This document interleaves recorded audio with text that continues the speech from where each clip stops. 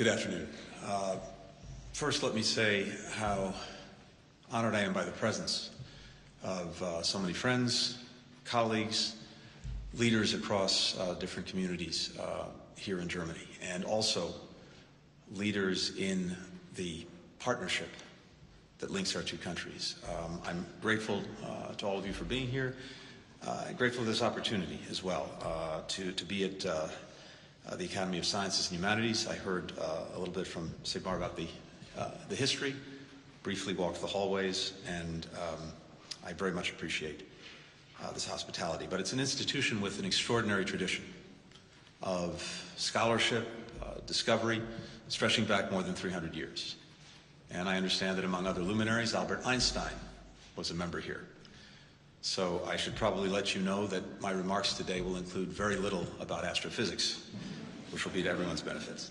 I want to thank all the institutions that are co-hosting us, including Atlantic Brücke. By the way, my own history with the Brücke, the bridge, goes back well more than 20 years. I remember very well spending time with visiting colleagues from Germany during the Clinton administration. But it's a pleasure to be with you, the German Marshall Fund, the Aspen Institute, the American Council on Germany, and I can't not acknowledge a great friend, colleague, going back to my university days, the Clinton administration, the Obama administration, Dan Benjamin. It's wonderful to see you as well. Over the years, these organizations have helped build, strengthen, and deepen the ties between our countries. One of the markers of a strong democracy is a robust, independent civil society. And I'm grateful to our co-hosts for their contributions to democracy on both sides of the Atlantic, and again for bringing us together today. So, as Sigmar said, and as all of you know, I have come to Berlin at a moment of great urgency for Europe, for the United States, and I would argue for the world. Russia is continuing to escalate its threat toward Ukraine. We've seen that again in just the last few days with increasingly bellicose rhetoric, building up its forces on Ukraine's borders, including now in Belarus. Russia's repeatedly turned away from agreements that have kept the peace across the continent for decades. And it continues to take aim at NATO, a defensive, voluntary alliance that protects nearly 1 billion people across Europe and North America, and at the governing principles of international peace and security that we all have a stake in defending. Those principles, established in the wake of 2 world wars and a Cold War, reject the right of one country to change the borders of another by force, to dictate to another the policies it pursues or the choices it makes, including with whom to associate, or to exert a sphere of influence that would subjugate sovereign neighbors to its will. To allow Russia to violate those principles with impunity would drag us all back to a much more dangerous and unstable time, when this continent and this city were divided in two, separated by no man's lands, patrolled by soldiers with the threat of all-out war hanging over everyone's heads. It would also send a message to others around the world that these principles are expendable, and that too would have catastrophic results. That's why the United States and our allies and partners in Europe have been so focused on what's happening in Ukraine. It's bigger than a conflict between two countries. It's bigger than Russia and NATO. It's a crisis with global consequences, and it requires global attention and action.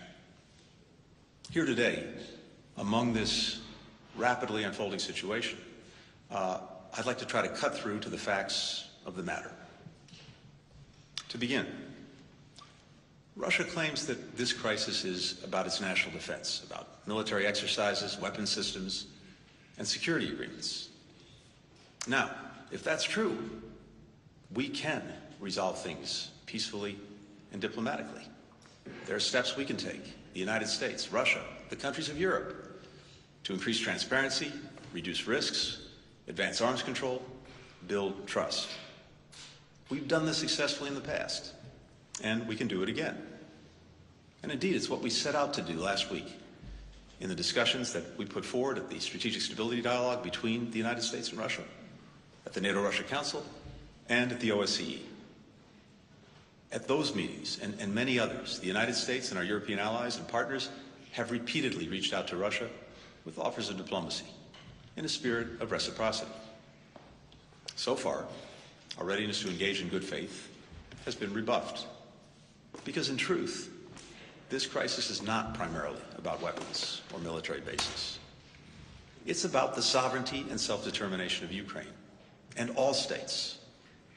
And at its core, it's about Russia's rejection of a post-Cold War Europe that is whole, free, and at peace.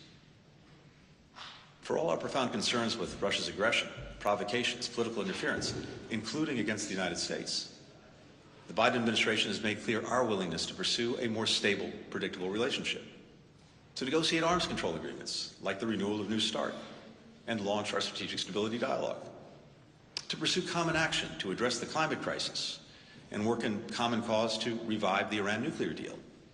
And we appreciate how Russia has engaged with us in these efforts. And despite Moscow's reckless threats against Ukraine and dangerous military mobilization, despite its obfuscation and disinformation, the United States, together with our allies and partners, have offered a diplomatic path out of this contrived crisis. And that's why I've returned to Europe. Ukraine yesterday, Germany here today, Switzerland tomorrow, where I'll meet with Russian Foreign Minister Lavrov and once again seek diplomatic solutions. The United States would greatly prefer those to be the case, and certainly prefer diplomacy to the alternatives. We know our partners in Europe feel the same way. So do people and families across the continent, because they know that they will bear the greatest burden if Russia rejects diplomacy. And we look to countries beyond Europe, to the international community as a whole, to make clear the costs to Russia if it seeks conflict, and to stand up for all the principles that protect all of us. So let's look plainly at what's at stake right now, who will actually be affected, and who is responsible. In 1991, millions of Ukrainians went to the polls to say that Ukraine would no longer be ruled by autocrats, but would govern itself. In 2014, the Ukrainian people stood up to defend their choice for a democratic and European future. They've been living under the shadow of Russian occupation in Crimea and aggression in Donbass ever since. The war in eastern Ukraine, orchestrated by Russia with proxies that it leads, trains, supplies, and finances, well, that's killed more than 14,000 Ukrainians. Thousands more have been wounded. Entire towns have been destroyed. Nearly 1.5 million Ukrainians have fled their homes to escape the violence. For Ukrainians in Crimea and the Donbass, the repression is acute. Russia blocks Ukrainians from crossing the line of contact, cutting them off from the rest of the country. Hundreds of Ukrainians are being held as political prisoners by Russia and its proxies. Hundreds of families don't know if their loved ones are alive or dead.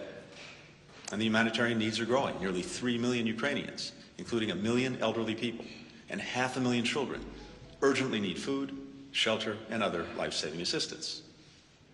But of course, even Ukrainians who live far away from the fighting are affected by it. This is their country. These are their fellow citizens. And nowhere in Ukraine are people free from Russia's malign activities. Moscow has sought to undermine Ukraine's democratic institutions, interfered in Ukraine's politics and elections, blocked energy and commerce to intimidate Ukraine's leaders and pressure its citizens, used propaganda and disinformation to sow mistrust, launched cyber attacks on the country's critical infrastructure. The campaign to destabilize Ukraine has been relentless. And now Russia is poised to go even further. The human toll of renewed aggression by Russia would be by many magnitudes higher than what we've seen to date. Russia justifies its actions by claiming that Ukraine somehow poses a threat to its security. This turns reality on its head. Whose troops are surrounding whom? Which country has claimed another's territory through force? Which military is many times the size of the other? Which country has nuclear weapons? Ukraine isn't the aggressor here. Ukraine is just trying to survive. No one should be surprised if Russia instigates a provocation or incident and then tries to use it to justify military intervention, hoping that by the time the world realizes the ruse, it'll be too late. There's been a lot of speculation about President Putin's true intentions. But we don't actually have to guess. He's told us repeatedly. He's laying the groundwork for an invasion because he doesn't believe that Ukraine is a sovereign nation. He said it flat out to President Bush in 2008, and I quote, "Ukraine isn't a real country." He said in 2020, and I quote, "Ukrainians and Russians are one and the same people." Just a few days ago, the Russian Ministry of Foreign Affairs tweeted in celebration of the anniversary of Ukraine and Russia's unification in the year 1654. That's a pretty unmistakable message this week of all weeks. And so the stakes for Ukraine come more fully into view. This is not only about a possible invasion and war. It's about whether Ukraine has a right to exist as a sovereign nation. It's about whether Ukraine has a right to be a democracy. This hasn't stopped with Ukraine. All the former Soviet socialist republics became sovereign nations in 1990 and 1991. One of them is Georgia. Russia invaded it in 2008. 13 years later, nearly 300,000 Georgians are still displaced from their homes. Another is Moldova. Russia maintains troops and munitions there against the will of its people. If Russia invades and occupies Ukraine, what's next? Certainly, Russia's efforts to turn its neighbors into puppet states, to control their activities, to crack down on any spark of democratic expression will intensify. Once the principles of sovereignty and self-determination are thrown out, you revert to a world in which the rules we've shaped together over decades erode and then vanish. And that emboldens some governments to do whatever it takes to get whatever they want, even if that means shutting down another country's internet, cutting off heating oil in the dead of winter, or sending in tanks. All tactics Russia has used against other countries in recent years. That's why governments and citizens everywhere should care about what's happening in Ukraine. It may seem like a distant regional dispute or yet another example of Russian bullying, but at stake again are principles that have made the world safer and more stable for decades. Now, alternatively, Russia says the problem is NATO. On its face, that's absurd. NATO didn't invade Georgia. NATO didn't invade Ukraine. Russia did. NATO is a defensive alliance with no aggressive intent toward Russia. To the contrary, efforts by NATO to engage Russia have gone on for years and, unfortunately, been rejected. For example, in the NATO-Russia Founding Act, which was intended to build trust and increase consultations and cooperation, NATO pledged to significantly reduce its military strength in Eastern Europe. And it's done just that. Russia pledged to exercise similar restraint in its conventional force deployments in Europe. Again, instead, it invaded two countries. Russia says that NATO is encircling Russia. In fact, only 6% of Russia's borders touch NATO countries. Compare that to Ukraine, which is now genuinely being encircled by Russian troops. In the Baltic countries and Poland, there are around 5,000 NATO troops who aren't from those countries, and their presence is rotational, not permanent. Russia has put at least 20 times as many on Ukraine's borders. President Putin says that NATO is, and I quote, "parking missiles on the porch of our house." But it's Russia that has developed ground-launched intermediate-range missiles that can reach Germany and nearly all NATO European territory, despite Russia being a party to the INF Treaty that prohibited these missiles. In fact, Russia's violation led to the termination of that treaty, which has left us all less safe. It's also worth noting that though Russia is not a member of NATO, it, like many non-NATO countries, has actually benefited from the peace, stability, and prosperity that NATO has helped make possible. Many of us remember vividly the tensions and fears of the Cold War era. The steps that the Soviet Union and the West took toward each other over those years to build understanding and establish agreed-upon rules for how our countries would act were welcomed by people everywhere because they turned down the heat and made military conflict less likely. Those breakthroughs are the result of a great deal of hard work by people on all sides. Now we're seeing that hard work come undone. For example, in 1975, all OSCE countries including Russia, signed the Helsinki Final Act, which established 10 guiding principles for international behavior, including respect for national sovereignty, refraining from the threat or use of force, the inviolability of frontiers, the territorial integrity of states, the peaceful settlement of disputes, and non-intervention in internal affairs. Russia has since violated every single one of those principles in Ukraine and has repeatedly made clear its disdain for them.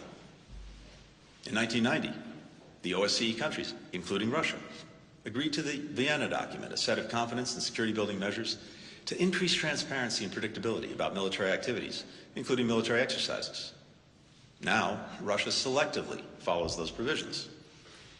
For example, it holds large-scale military exercises that it claims are exempt from the notification and observation requirements of the Vienna document because they're conducted without prior notice to the troops involved. Last fall, Russia conducted military exercises in Belarus with more than 100,000 troops. It's impossible that those exercises were no notice. And Moscow has failed to provide information on its military forces in Georgia, to notify the OSCE of its massive troop buildup around Ukraine last spring, to answer Ukraine's questions about what it was doing, all of which are required under that 1990 agreement. In 1994, in a pact known as the Budapest Memorandum, Russia, the United States, and Britain committed to, and I quote, respect the independence and sovereignty and the existing borders of Ukraine, and to refrain from the threat or use of force against the country.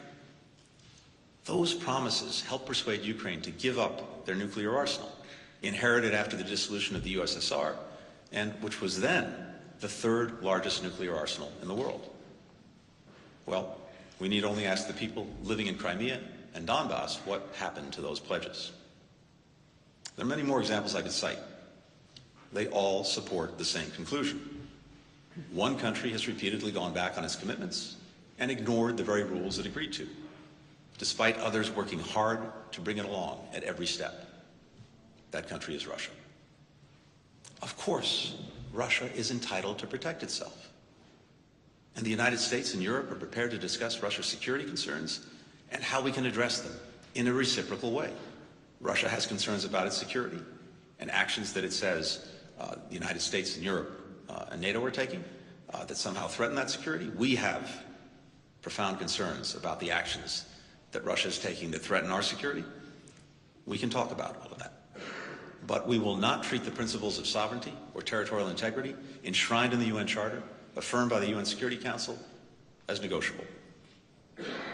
And if I could speak to the Russian people, I would say to them, you deserve to live with security and dignity, like all people everywhere.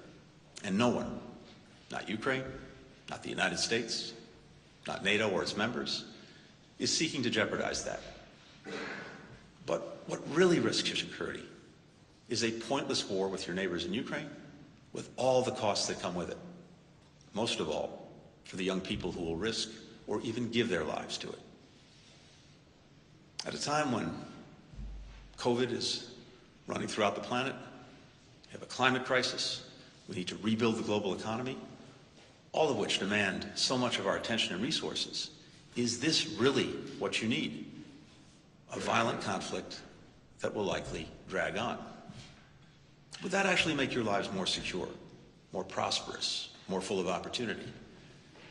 And just think of what a great nation like Russia could achieve if it dedicated its resources, especially the remarkable talent of its human resources, its people, toward the most significant challenges of our time. We in the United States, our partners in Europe, we would welcome that. Tomorrow I'll meet with Foreign Minister Lavrov, and I'll urge that Russia find its way back to the agreements it swore to over the decades, and to working with the United States and our allies and partners in Europe to write a future that can ensure our mutual security. But I'll also make clear that that possibility will be extinguished by Russian aggression against Ukraine, which would also do the very thing Moscow complains about, bolster the NATO defensive alliance. These are difficult issues we're facing. Resolving them won't happen quickly. I certainly don't expect we'll solve them in Geneva tomorrow. But we can advance our mutual understanding. And that, combined with de-escalation of Russia's military buildup on Ukraine's borders, that can turn us away from this crisis in the weeks ahead. At the same time, the United States will continue to work with our allies and partners in NATO, the European Union, the OSCE, the G7, the United Nations, throughout the international community, to make clear that there are two paths before Russia: the path to diplomacy that can lead to peace and security, and the path of aggression that will lead only to conflict, severe consequences, international condemnation. The United States and our allies will continue to stand with Ukraine and to stand ready to meet Russia on either path. It's no accident that I'm offering these thoughts here in Berlin. Perhaps no place in the world experienced the divisions of the Cold War more than this city. Here, President Kennedy declared all free people citizens of Berlin. Here, President Reagan urged Mr. Gorbachev to tear down that wall. It seems at time that President Putin wants to return to that era. We hope not. But if he chooses to do so, he'll be met with the same determination, the same unity that past generations of leaders and citizens brought to bear to advance peace, to advance freedom, to advance human dignity across Europe and around the world. Thanks so much for listening.